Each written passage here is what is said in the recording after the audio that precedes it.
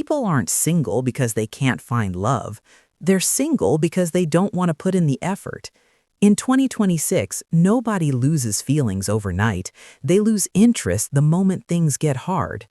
Everyone wants a perfect relationship, but no one wants patience, consistency, or real work. And the worst part? Everyone thinks it's the other person's fault. But here's the truth. Modern dating isn't complicated. People just became impatient. So today, let's talk about it. Is love actually hard to find now, or did people just stop trying? I am officially burnt out from using dating apps. So I just deleted my Hinge, my Bumble, my Coffee Meets Bagels. Yes, I used all three. Yes, it is embarrassing to admit that. I was trying to maximize my chances, but I think it just burnt me out even more. Whenever I go on the apps, I just feel stressed and I'm just not motivated at all. I wasn't excited to talk to people. I wasn't excited to go on dates. So I figured I would just remove myself from the apps and see if I can find someone in person. So yeah, if you want me, you can find me out in the wild. I'm hearing a lot about dating burnout, and I've just been noticing this from a psychological perspective where multiple people, even in the last week, have told me, I quit dating. I'm taking a break from dating. And when I hear that, I'm like, that's a new phrase that popped up recently. And I like to reflect back on Sex in the City. It's obviously pre-apps, and even looking at Girls, which is also mostly pre-apps, I think you can find that people in New York were struggling with dating in their 20s. And so I think there's an interesting thing going on where things that have always been hard about dating, like I didn't hear back from this person, the person I like doesn't like me back, those are part of dating culture. But right now, dating culture is being equated with dating apps. And so some things that are hard about dating and have always been hard about dating are being blamed on the technology. Psychology shows that the more options we think we have, the less likely we are to make a decision. They found this in research where they would take participants, I think, to a candy aisle, and the more options of candy they had to choose from, the less likely they were to grab a candy at all because they'd just be too overwhelmed, too many choices, so they walk away. But if the participants had a smaller amount of candy to choose from, I think it was up to 5 choices, they were significantly more likely to grab one and go. And so you have to think about how this connects to dating and dating apps in particular, because the illusion of choice is there. There are so many people you can constantly swipe through, and it always feels like there's more and more and more to choose from. But you and I know from our experience that most of our choices on dating apps are trash. And so when you go out on your next date and you're like, I don't really know if I want to go out with this person again, keep in mind the paradox of choice, because sometimes we say no because we trick ourselves subconsciously into thinking there's all these better fits out there. Sometimes, yes, if you're not attracted to them, you didn't have a good time, they made you feel uncomfortable, you weren't looking for the same things, like, yes, don't go. But ask yourself, if this were 1982 and I didn't have dating apps and I didn't have access to social media and technology and the illusion of so many choices, would I probably go out with this person again? Because most of the time, I think you're going to surprise yourself and realize, like, you know what? I might have actually said yes back then. So let me say yes now and see if I'm going to be happily surprised. Dating culture is so bad right now because there's too many of us and we know it.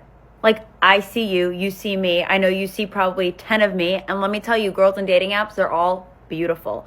But this is what I mean. If I showed you 2 shirts and I said, pick which one you like more and this is all you're ever going to get, you can easily pick one and you're going to be confident in your decision and probably have no regrets. If I showed you 100 shirts and said, oh, you could probably pick from 100 more tomorrow, but like pick the best one, you're going to be overstimulated. You're going to be overwhelmed. There's going to be too many options to choose from and you're probably not going to want to pick anything. And that is dating right now. There are so many dating apps, more coming out by the minute. I swear I'm getting a new ad on Instagram every single day of try this app, try that app. And I'm like, I don't need to know about more single people. There's so many of us. But that is why we're all stuck in situationships, because we always think there could be more out there because we're seeing what's out there. We're seeing hundreds of profiles every day. We're swiping. And we don't want to commit to anything because we're curious, what if there's better? Sure, what if there's prettier? What if there's taller? What if there's richer? What if there's funnier? What if there's someone that we connect with more? What if there's somebody who matches more of our interests? What if there's somebody who's like a friend of a friend? The possibilities are endless. The options are endless. So we never want to commit to one thing because we're always stuck in what if. We're stuck in abundance. Our whole society is abundant right now, but especially when it comes to dating, we're so fearful of missing out or settling that we don't want to settle. But then we're stuck in half-assed relationships. Can I even curse on this? It's my own video. We're stuck in half-hearted situations because we're worried about what else could be out there. I don't have a solution, but that's just my thought, is recognizing that there's too many of us and we know it. Here's a problem with modern dating nowadays, all right? And the problem lies directly around having multiple options and entertaining multiple people at one time. I know a lot of girls do this.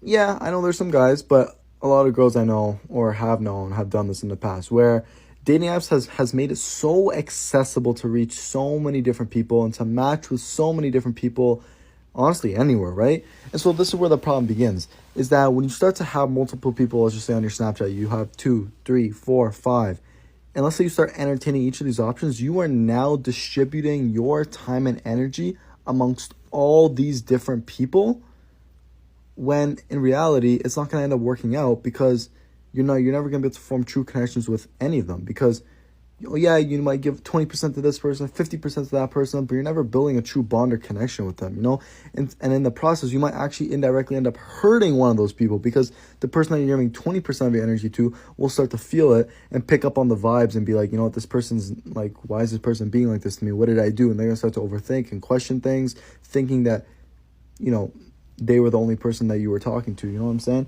And so you're indirectly hurting people. You never get to form true bonds or be truly vulnerable. And in the process, you never end up finding an actual partner if that's what you're looking for. Of course, if you're going the hookup route, it's a whole different story. But if you're trying to find an actual partner, yeah, good luck. And so what I always recommend is that you can have multiple options, but don't entertain all of them at one time. Pick one person, devote 100% of your time and energy into them. And if you see they're reciprocating all of that, cool, then you can slowly move it forward. Let's say in the process, you're going to become more and more vulnerable with them. You're going to open up more. And now you're truly building a connection, truly building the foundation for an amazing and healthy relationship that can turn out to be something amazing. But if something along in that process doesn't check out, and let's say you're like, you know what, we're not compatible or we don't have the chemistry, it's okay to turn around. At that point, you'll just move on to the next person on your list. Okay, cool, pick someone else. Cool, let me dedicate my time and energy into them, build a true connection, be vulnerable, and see if I can take this somewhere. You know what I'm saying? But, people are still going to, at the end of the day, want to entertain multiple options. And they just got to know that you'll probably never end up getting to a healthy and happy relationship if you're dividing yourself across multiple people, hoping that something's going to click. I mean, I don't think the odds of that are good. As I said, all of this is just one perspective and one look on the whole issue as a whole. You guys might have different thoughts. I just think you should devote your time into one person. If it doesn't work out, move on to the next one, right? As opposed to spreading yourself amongst 5 different people and never building true connections with any of them, or taking it to the next level with either of those people, all right? Let me know your guys' thoughts, and hopefully you guys enjoy the video. Unpopular opinion, or hopefully this just reaches the right crowd, but what are people doing on dating apps? I could just never download one. And for all of y'all who on a dating app, I'm not judging you, but just hear me out. It just icks me out thinking you were someone's option on their phone. They're just swiping left or right. And if they've got all the ones that they've accepted or are interested in, it's just a list. Your profile is on that list. Does that not ick you out? High value women are never an option. Yes, I've heard some stories about people meeting the love of their life, I don't know, their partner or something. The majority of the time, weird stuff happen on those apps. I don't think there's gonna come into a point in my life feeling the need to download a dating app. I'm good. I'm chilling. I got plenty of time. I've got my whole life ahead of me. I refuse to be an option on a man's screen.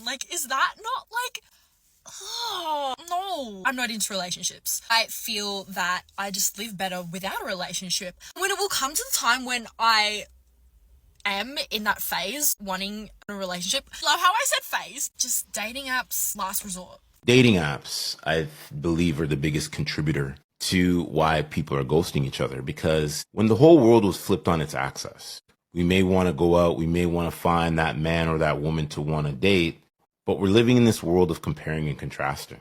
You could meet a said person today, start talking to them for a month. You may have hung out a couple times. You may have hooked up a couple times. That said person can turn around and just up and ghost you. Why?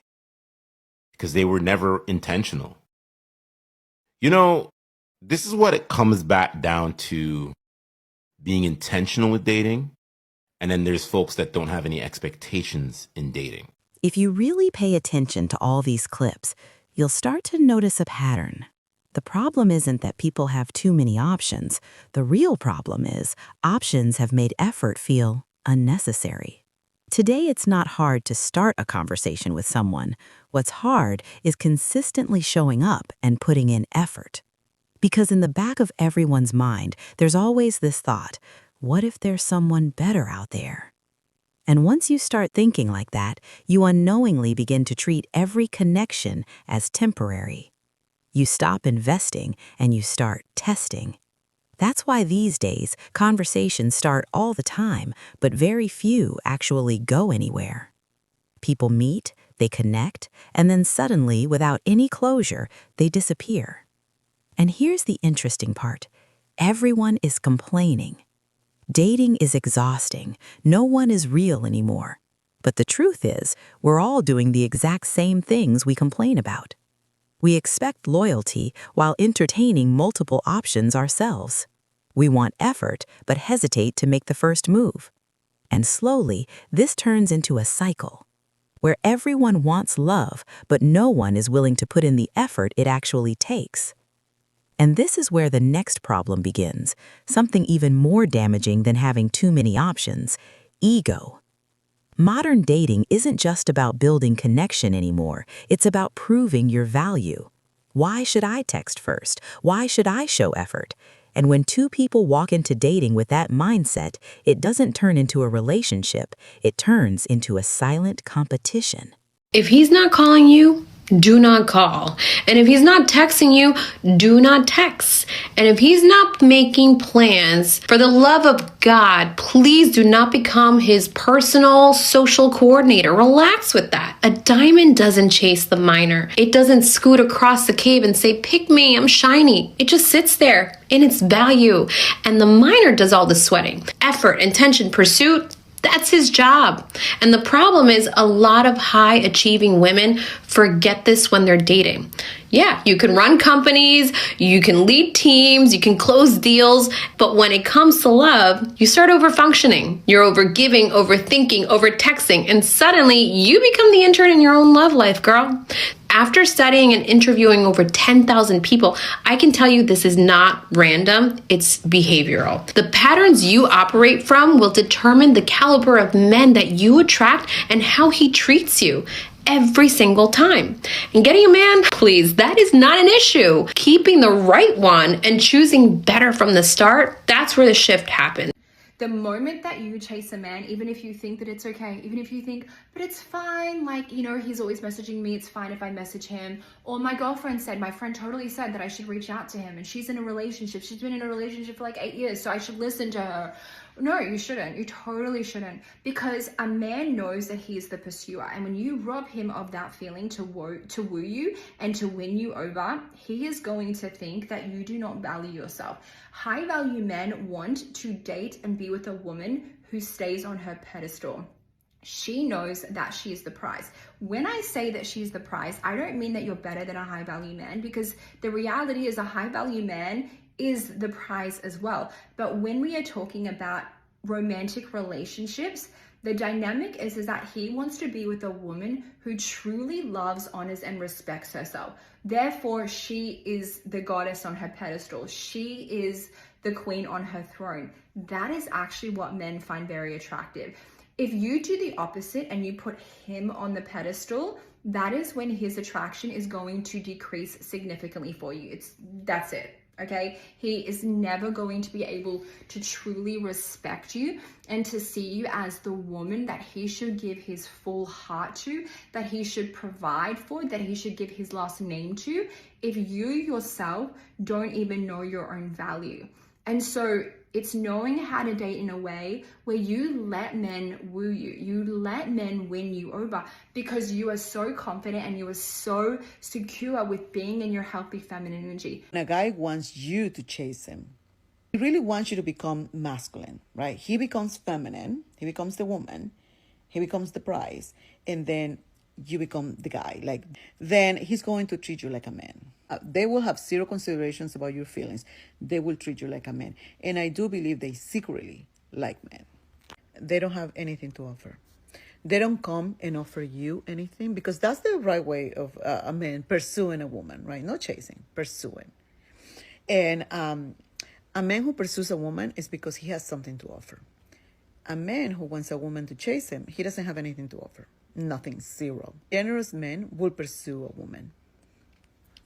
Fuckboys want women to chase them. And a player who is used to using women, he only uses what a woman feels for him to his advantage. And he knows that you're going to be easy target. He's going to get everything that he wants out of you. Am I dumb for not realizing that dating apps worked off of algorithms, much like TikTok? Because why would I think that would be on a dating app? Like Hinge specifically is designed to be deleted, i.e. you're supposed to meet someone because it's such a good fucking app. If it's such a good fucking app, then why are you not evenly pushed out to people? No. What happens is, much like TikTok, basically they push out your profile to however many people. If that is well received, they will continue pushing your profile out. Thus you get more matches, more chance of meeting someone. If your profile is not well received, then it's like shadow banned. You don't get shown to hardly any fucking people, yeah? So I was like, strange. So I saw a video of a woman that said, you are working against the algorithm if you keep Xing people that are in your likes. I was like, but I don't want to have these stupid conversations with people that I don't like. So I thought, do you know what? Let's just test this out. I liked about 25 people yesterday. Now, the only reason I had so many likes, because I normally get like 5 a day, if that. The only reason I had so many is because I did the profile reset. So I had a bunch sat there, but I only ever really get maybe like 20 to 50 when I've done a profile reset before. Anyway, so I had that many in there. I just went through and liked all of them, sent a message, so it cleared my 8 matches that I was allowed. My Hinge has been popping off, like even now, notification after notification after notification. This is the most likes I have ever received. So if you want to hack Hinge, just go through like about 20 people. I think I've got about 150 likes today.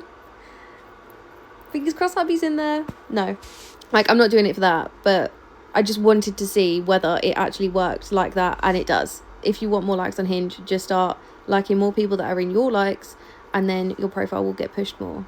What that's going to give you, I don't really know. But if you're just bored of an evening, like me right now, then you've got some likes to go through.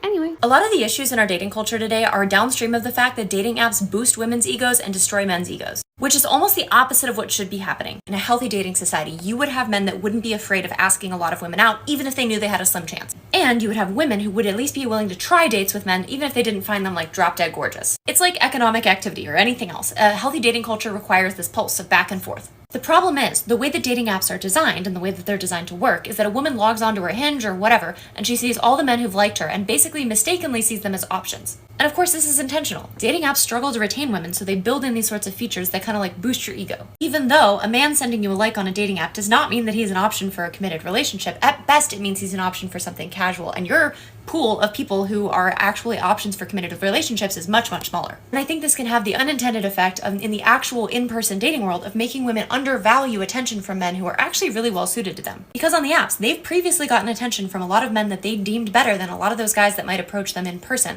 And because they have a like from those men, they are convinced that they legitimately have each one of them as an option. So you have a lot of women saying no to dates that it's probably not in their best interest to be saying no to. On the flip side, men have been using dating apps at least in part because they're afraid to talk to women in person. And because dating apps are more men than women, they're probably getting rejected more than they would in the real world. So their egos are artificially low. Now, I don't exactly think that dating apps are going anywhere, and I'm not delusional enough to try and tell everyone to stop using them. But for this and many other reasons, I think the fewer people that use them, the better off society will be. Millennial and like Gen Z men, like men in our age groups, they're twice as likely as women to say that they're not dating, they're not having sex, they're not even trying to, because they feel like nobody would want to.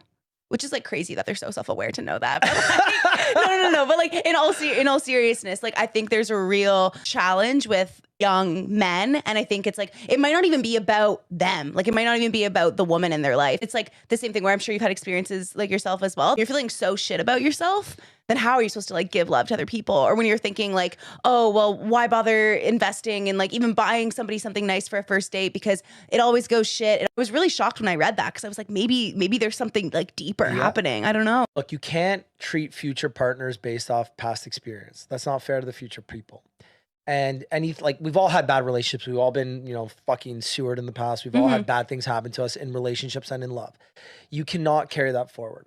I think that's part of the breakup, where when you break up after a shitty breakup or a shitty relationship, you need to heal. Because if you bring that trauma forward, you're not doing anybody like anything good. I've done it. I've done that in the past where I've brought in previous relationships into current ones and I've hurt people. And it's like, I'm not saying these people I hurt were fucking innocent by any means, but did they deserve what I did to them? Absolutely not. And I did it to them just because I was carrying previous pain forward. Yeah. So it's like, hey, after a breakup, take time to heal. Okay, ladies, look, it's really not complicated. Let me just explain something to you, okay? Men want to do things for you. It's not that they don't want to do things for you. They want to do things for you. Trust me. The problem is not that they don't want to do things for you. It's that they just don't want to do things for you. Get it? They do things for their dream woman. They don't do things for the placeholder. They don't do things for the woman who is like the low stakes option, okay? At the bottom of the list. She's in rotation. They do it for the dream woman. They do it for the woman that makes them feel a little bit of fear. Like, I can't quite lose this one. You just need to make him feel like, no, you do not have me. And this is not games, by the way. He really shouldn't have you. And if somebody has you that quickly and that easily, book a session with me and you need to talk, because that's not right. That's not healthy. You have some codependency issues there, and that's fine. We can look into. You need to value yourself, baby girl. You need to be like having high requirements, okay? Like, I'm a man, I'm trying to get to you right now. How can I get to you? Is it easy? Is it like hard? Make it hard for me. Make it hard for me a little bit. The man is in line for you, all right? So many of you don't want to act like this because you're scared he's going to go, but he's not going. He only goes when you're so heavily available. That's when he goes, because now the novelty has run out. There's no shine to you, okay? You don't have anything alluring about you. There's nothing to figure out here. There's no quest to go on. Keep me on my toes a little bit. Pretend I'm a guy. Keep me guessing. Keep me on my toes a little bit. I've had easy girls in the past. I want to, think differently. I want to feel differently. My unpopular opinion is that it's actually the laziness that kills the relationship. Like, no, you're not exactly cheating, but there's no flowers, there's no surprises, there's no dates, there's no getting excited to get ready, no appreciation posts, no sweet notes, and no dates unless you literally beg for them. And the truth is, I feel like it's the laziness that kills the relationship, because if you don't put in the effort and try to notice what the other person likes, you're just kind of ruining it because you're not putting in the effort and you care less about it, and it kind of goes out of your priority list. Yeah, being loyal is a must, but you also need to put in the relationship. And I don't want to hear people say oh, what about girls? Yeah, it's the same thing for girls. You guys both need to put in the effort and you guys both need to try. So literally don't take it for granted. When you have the chance, get them flowers. Literally doesn't even matter if you're a boy or a girl. Tell them that you love them. Maybe leave surprise notes and sweet notes around post-its around the house. Get them something that they like from Starbucks or whatever it is. Really not that hard. You just need to put in the effort and try to notice what the other person likes and put that into action. The biggest problem in modern dating isn't ego. It's that we've started calling ego self-respect. Everyone says, I know my worth. But the truth is, no one has the patience to actually prove it anymore. No one wants to text first, no one wants to double text, and the moment someone shows even a little less effort, it's over. But think about this for a second. If both people are waiting for the other to try, how does anything ever begin? And that's where the next problem starts. It's not just that people avoid effort, they avoid discomfort. One awkward silence, one imperfect date, one small mistake, and suddenly it's a red flag. Like dating is some kind of Netflix show. If it's not perfect in the first episode, you just skip to the next one. But real connection doesn't work like that. It takes time. It takes effort. And most importantly, it takes tolerance. And when tolerance drops to zero, expectations go through the roof. And then we sit there wondering, why is dating so hard in 2026? Maybe it's because we're not looking for real people anymore. We're looking for perfect experiences. I don't care how attracted you are to him. If he does this one thing, do not date him. The very early stages of dating him, when you're in the talking stage, if he starts to zoom in on little parts of your personality and he teases you or makes fun of you or brings to your attention, oh, did you realize you say this like this or that you do this? And you get any hint that it's not in a purely joking, lighthearted, teasing way, this is a red flag, and here's why. Somebody who is toxic and wants to mold you into who they think is the ideal girlfriend, the ideal woman, they are going to start very early on and pick apart parts of your personality, those little quirks you have, those characteristics that are unique to you, that make you magnetic, that other people probably love and compliment. They're going to be threatened by those because those are the things that make you shine, that make you attractive and magnetic to other people. This person, they want to be in the spotlight. They don't want you in the spotlight. So they will try to have you question yourself, dim your light, and tiptoe around being your full self. The comments will seem harmless at first, but what will happen is you will go home, you will spend time with yourself, you will replay conversations, and you'll go, yeah, maybe I should tone that down. Maybe my laugh is really loud, or oh, maybe my sense of humor is off. And you will start to question yourself. And when you question yourself, you start fragmenting yourself and you dampen who you naturally are, and you make it impossible to be authentic. You are monitoring yourself when you're second guessing what you should say, or if you said the wrong or right thing. That will drain your energy more than just letting who you are naturally flow. If they make those comments to you, listen to the message beneath the message. Trust your intuition. If you get any hint that it's not purely them loving that part of you and teasing you in good fun, if you get a hint that they are disgusted or that they don't like that part of you, but they're masking it as a joke or feedback, notice how it makes you feel and freaking run the other way, because life is too short to be in a relationship with somebody who doesn't want you to be who you naturally are, and you deserve better. If you want help with learning what the red flags of dating are so that you make sure that you attract men who are the right fit for you and are actually good, kind people who want a serious relationship, this is one of the things I guide you through inside of my course, Securely Chosen. Get instant access to Securely Chosen at the top of my page. We need to have a meeting, because if you're talking to that man every single day and you're texting all day, texting all night, or he's constantly calling you just to talk, well, you gotta pay attention to what's actually happening.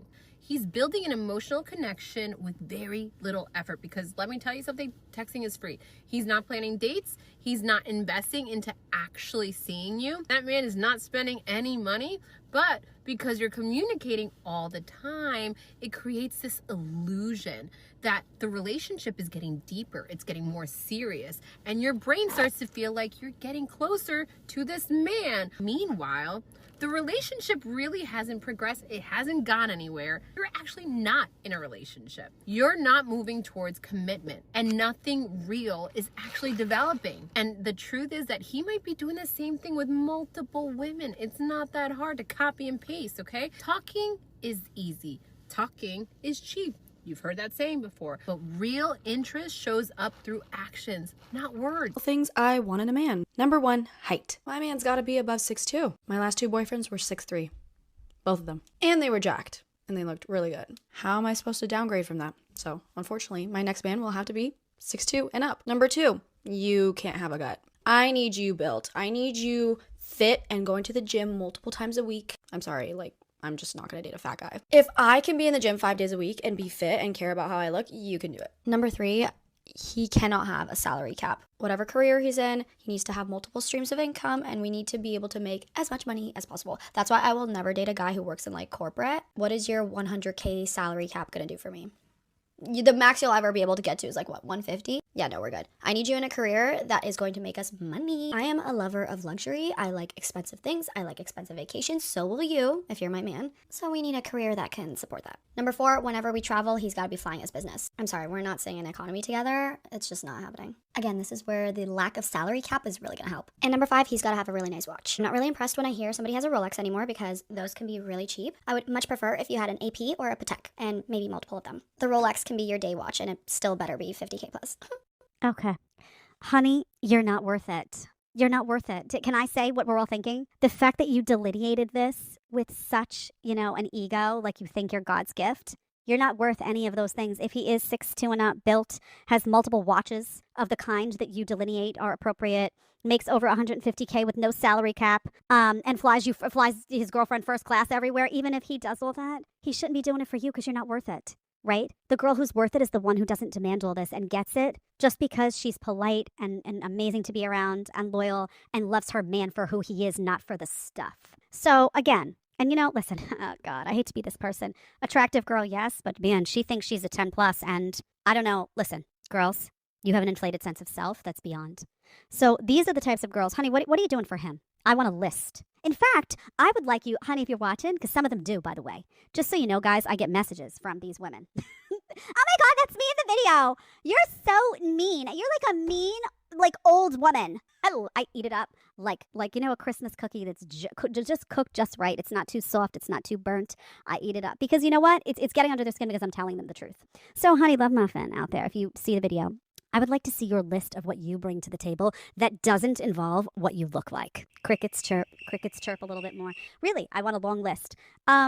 This is crazy, okay? And now, listen, it would be one thing if she internally really said, well, I want a guy. The height thing always is just fascinating to me. I can't. I don't know what that's about. But if you wanted a guy who was fit, and you wanted a guy who made good money because you wanted to be say you wanted to not work, right? And you wanted to be hey, I want to stay home with the kids, so he's got to carry the load. And let's say you really did, when you traveled, you wanted to travel really well and you wanted to take a really great vacation. And, the watches is ridiculous, honestly. How unbelievably materialistic and lame. But whatever. Let's say you wanted these things and you internally felt like that. You would also, if you were a good woman, you'd be like, you know what? I have to be pulling my weight, and I'm going to provide these things that a guy really wants. I'm going to make myself really attractive to those, high value guys that have the money and all this. And what's that going to look like? Well, it's going to look like me being respectful and me being loyal and me being submissive. And, the man of the house is the man of the house. And I'm not going to be a headache for him. And I'm going to say, hey, I want to stay home with the kids. I want to, cook the meals, and I want to be present, and I want to be mom. And, it's a different energy that then guys want to do. Guys are so inclined to want to do really nice things for good women, right? They want to do nice things for you. They want to treat their girlfriends well. They want to buy a nice, birthday treat or a birthday surprise, but not for women like this. Guys, listen, if they're delineating all this stuff, they don't care about you. They want a showpiece, or they want it's all about money, and she's a lover of luxury. She doesn't care about you at all. You want a woman who cares about you so much that the stuff is extra and it's nice. Don't get me wrong. A beautiful luxury vacation is nice. Don't get me wrong. Flying first class is nice. And all this stuff is nice. Even the watches, which I could give a lick about. But yeah, sure, it's nice stuff. Okay, whatever the stuff is that you like. I like, infrared saunas that are expensive. So it's nice. But you need to know that woman's going to be by your side through thick and thin. Not there for the stuff. How unbelievably unlikable these women are. Right? Is it me? Get in the chat. Tell me. I want to know. Yo guys, the qualities that you look for in women these days are simply just whack. I see this all the time, but a girl who looks just as hot in heels and a dress as she does in hiking boots and camping gear. That's like saying you want it to be raining on a sunny day. This isn't Bermuda. Unless you do actually live in Bermuda, then obviously ignore that. This is really similar, but a girl who looks high maintenance while being low maintenance. Typically, if a girl is low maintenance, she's gonna look it. And you might as well just list that you're looking for a mermaid or a vampire. They're mythological creatures. A girl who can hang with the guys, but who's also a girl's girl. Don't expect me to eat chicken wings and watch SportsCenter with my hand down my pants and then grab Cosmos with Ashley later on in the day. One of my personal favorites, a girl who doesn't take things too seriously. Any guy who says this, clearly he's the one not taking things seriously. This actually isn't unrealistic, it's the opposite. It's very realistic and weirds me out that men still feel the need to say this. this, but it's a girl who's independent. Guys, it's 2022 now. Isn't it just implied that we're independent? When do you ever see a woman write on her dating profile, I'm looking for a man who's independent? When I see that on someone's dating profile, it's a huge red flag. You might as well just say, I don't want to pay for your shit, which I never asked you to. And this one really annoys me, but it's when a guy says, a girl that I can take to a party with my friends and I don't have to babysit her the whole time. Like, if I'm gonna bring you to a party with my friends, I would never expect you to just entertain yourself the whole time. You don't know anyone. This just feels like a test to me. And sorry, but you failed. I broke up with my boyfriend and I think I made a huge mistake. Is that crazy? I'm not usually this person and realized it would take a lot of work to get back to what we used to be. I was so devo post-breakup, but feel calm thinking about getting back together. Is it just impulsive?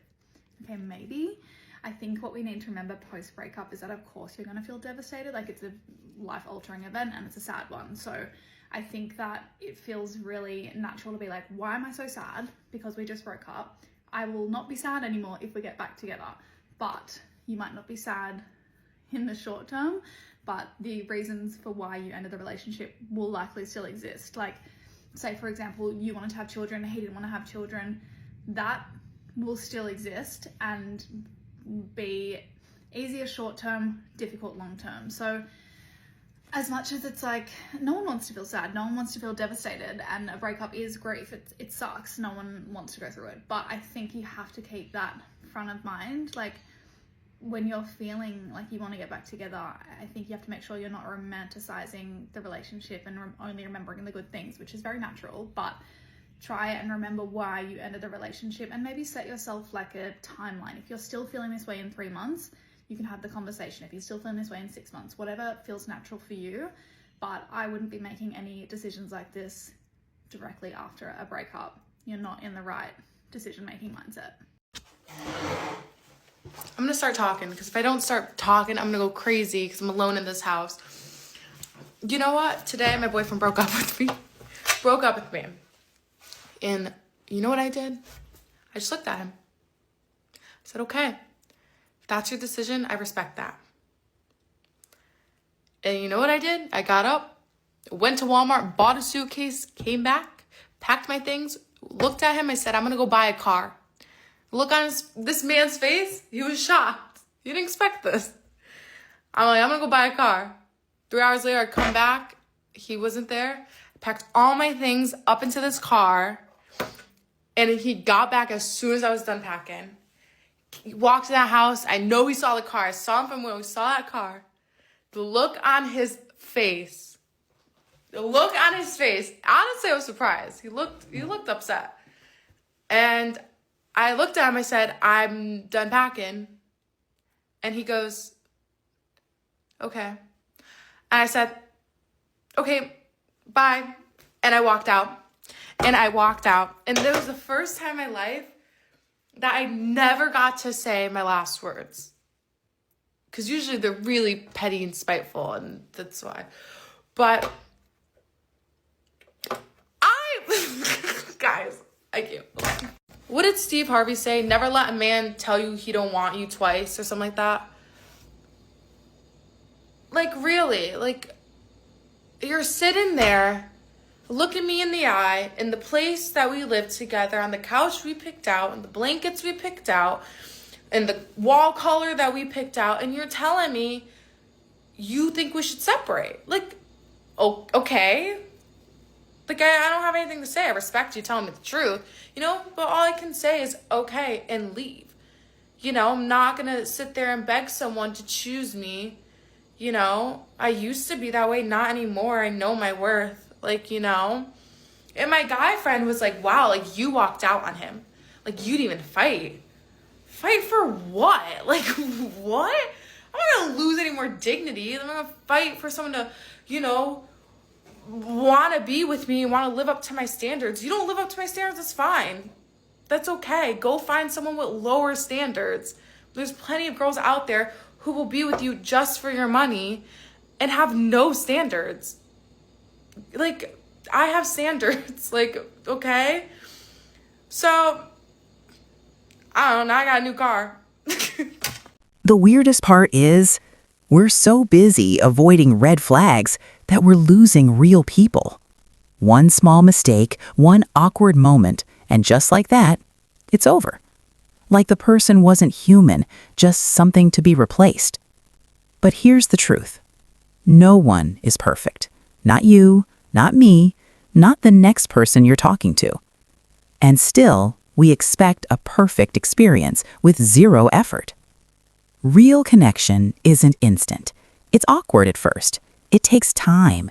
It takes patience. And today, patience is something almost no one has. That's why people burn out in the talking stage. It's not that relationships are failing, they're ending before they even begin. Think about it. If you walk away every time something feels off, how will you ever build something real with anyone? Because love isn't found, it's built. And building something real takes effort. So maybe the problem isn't that the right person isn't out there. Maybe the problem is no one is willing to stay and try. So tell me, do people still want love, or do they just want the idea of it?